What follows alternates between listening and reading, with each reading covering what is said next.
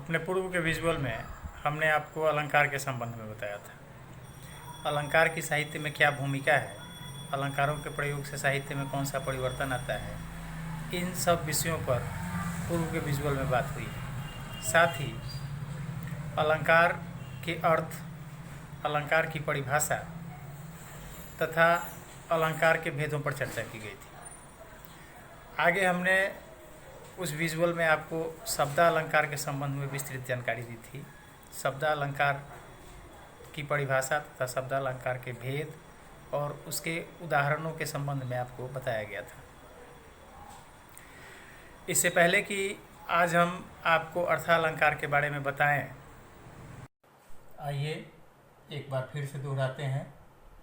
अलंकार, अलंकार दो शब्दों के मेल से बना है, अलम जोर कार। अलम और कार शब्दों के मेल से अलंकार बना है, जिसका अर्थ होता है सजाना, संवारना, चमत्कृत करना, रोचकता लाना। ये अलंकार का साहित्य में काम है।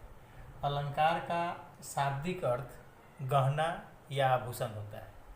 गहना या आभूषण का उपयोग हम अपने आप को सजाने के लिए, संवारने के लिए, जैसे हैं उससे बेहतर दिखाने के लिए करते हैं।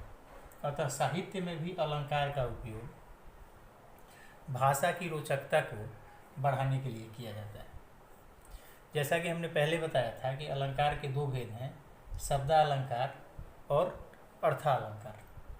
शब्दालंकार के तीन भेदों पर पूर्व के विजुअल में चर्चा हुई है, अनुप्रास, यमक और श्लेष। मैं एक बार संक्षेप में इन तीनों के संबंध में फिर से बता देता हूँ। अनुप्रास में वर्णों की आवृत्ति होती है, यमक में शब्दों की आवृत्ति होती है और हर बार अर्थ बदल जाते हैं, अर्थ अलग अलग निकलते हैं, तथा श्लेष में एक ही शब्द के विभिन्न अर्थ निकलते हैं। अर्थालंकार अर्थ के दृष्टिकोण से साहित्य में रोचकता लाता है। साहित्य को अधिक रोचक बनाने का काम अर्थ के दृष्टिकोण से अर्थालंकार करता है। अर्थालंकार के मुख्य भेदों में उपमा, रूपक, उत्प्रेक्षा, अतिशयोक्ति तथा मानवीकरण आते हैं। एक बार फिर सुन लीजिए। अर्थालंकार के मुख्य भेदों में उपमा, रूपक, उत्प्रेक्षा, अतिशयोक्ति तथा मानवीकरण आते हैं। आज हम लोग अर्थालंकार के संबंध में विस्तृत चर्चा करेंगे। उपमा का अर्थ होता है तुलना या समानता। जब किसी व्यक्ति या वस्तु की उपमा गुण में अधिक समानता के कारण किसी अन्य व्यक्ति या वस्तु से की जाती है, दी जाती है, जब किसी व्यक्ति या वस्तु की उपमा गुण में अन्य समानता, अधिक समानता के कारण किसी अन्य वस्तु से दी जाती है, तब वहाँ कहते हैं कि उपमा अलंकार होता है। उपमा अलंकार के मुख्य रूप से चार अंग हैं: उपमेय, उपमान, वाचक शब्द और साधारण धर्म। ये उपमा अलंकार के चार प्रमुख अंग हैं या चार प्रमुख तत्व हैं। वो हैं उपमेय, उपमान, वाचक शब्द और साधारण धर्म। उपमेय हम उसको कहते हैं जिसकी तुलना की जाए, जिसकी तुलना की जाती है उसे उपमेय कहा जाता है।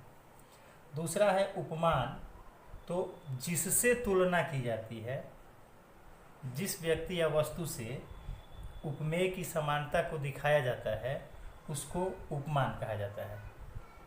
वाचक शब्द तुलनात्मक शब्द होते हैं जो एक तरीके से उपमेय और उपमान के बीच की कड़ी हुआ करते हैं। और चौथा है साधारण धर्म।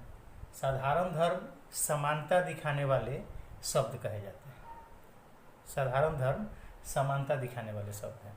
अब जैसे एक उदाहरण लीजिए, सीता का मुख चांद के समान सुंदर है। फिर से सुनिए, सीता का मुख चांद के समान सुंदर है। तो यहाँ मुख की उपमा दी गई है चांद से, मुख की उपमा दी गई है चांद से, अतः मुख उपमेय हुआ और चांद उपमान हुआ। अब बात आती है वाचक शब्द की, तो कहा गया है कि सीता का मुख चांद के समान सुंदर है, तो वही समान शब्द जो है वो वाचक शब्द कहलाएगा, तथा सुंदर है जो कहा गया है वह साधारण धर्म कहलाएगा।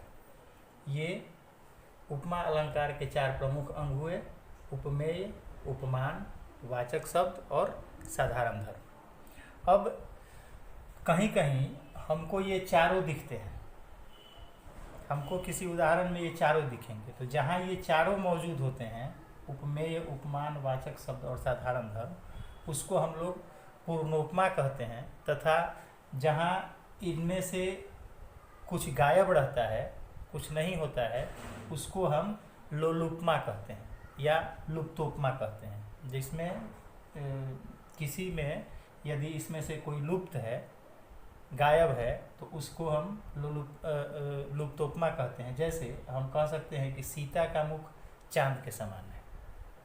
अब इसमें से सुंदर शब्द निकाल दिया गया, यानी साधारण धर्म इसमें से निकल गया, तो इसको हम लोग कहेंगे कि उपमा अलंकार तो है लेकिन लुप्तोपमा है। एक बार पुनः ध्यान देकर देखें, सीता का मुख चांद के समान सुंदर है, तो मुख की तुलना की गई है, मुख की उपमा दी गई है चांद से, अतः मुख उपमेय है और चांद उपमान है। सीता का मुख किसके समान सुंदर है? तो चांद के समान सुंदर है, यानी समान शब्द जो हुआ, मुख और चांद की समानता बता रहा है, तुलना कर रहा है, तो वो समान वाचक शब्द कहलाएगा, तथा सुंदर जो है वो साधारण धर्म है।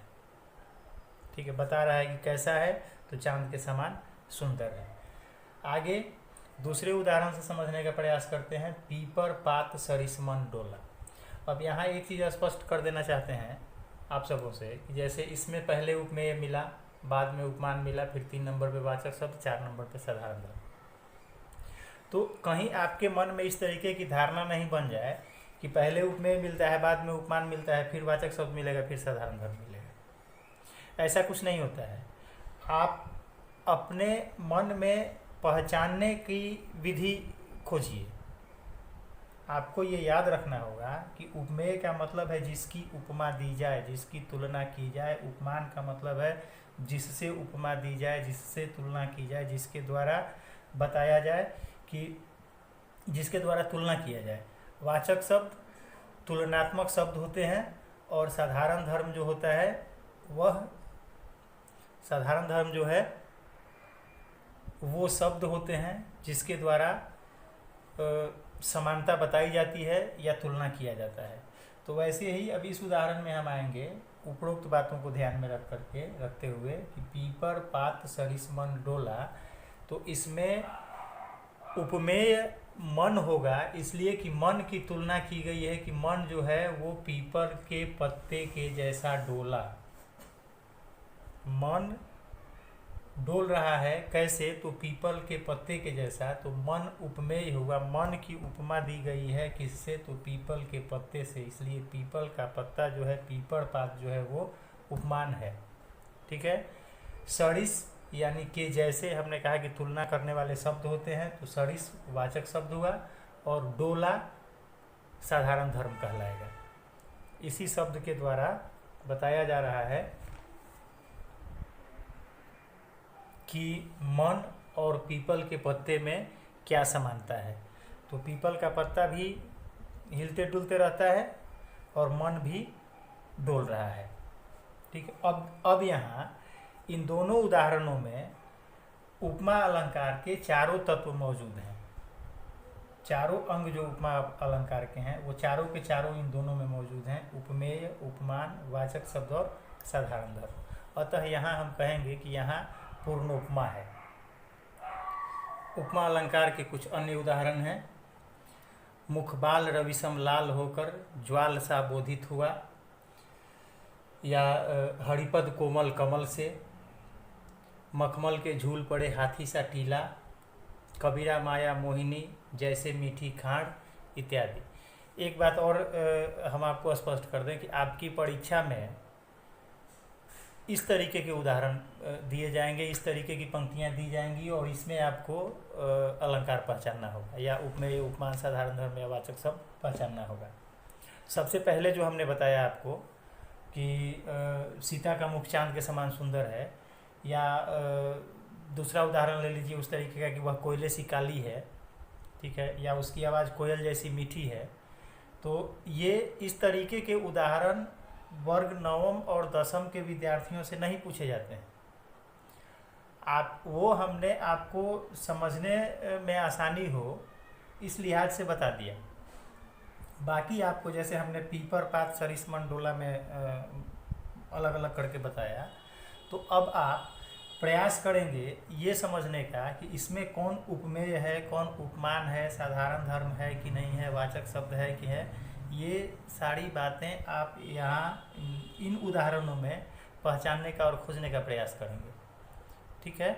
और आगे के विजुअल्स में हम विस्तार से रूपक अलंकार की चर्चा करेंगे। और हाँ, एक बात और, आपकी पाठ्य पुस्तक में जो भी रचनाएं शामिल हैं उनमें से कुछ रचनाओं में उपमा अलंकार के बहुत सधे हुए उदाहरण मिलेंगे। जैसे उदाहरण के तौर पर मैं आपको बता देता हूँ, आपकी पाठ्य पुस्तक में एक सुमित्रानंदन पंत की एक कविता शामिल है, ग्रामश्री। आप ग्रामश्री कविता को ध्यान से पढ़ें, उपमा अलंकार के संबंध में बताई गई बातों को दिमाग में दोहराएं और ग्रामश्री कविता में उपमा अलंकार के उदाहरण खोजने का प्रयास करेंगे।